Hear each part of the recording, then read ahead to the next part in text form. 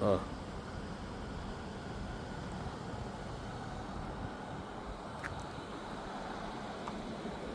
এটা হলো যে সোনার ওমান।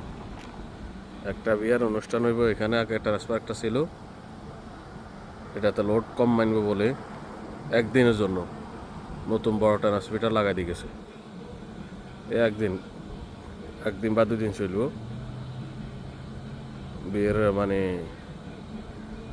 গান বাজনা চলবো আর একদিন বা 2 দিন। আর আমাদের বাংলাদেশে হইলে কদিন লাগতো। ফোন করছে, বড় ট্রান্সমিটার এসে ভার লাগিয়ে গেছে। এখানে আপনারা দেখেন বড় অনুষ্ঠান, রাত্রে হয়তো রুমের ভিতরে এসি চলবো।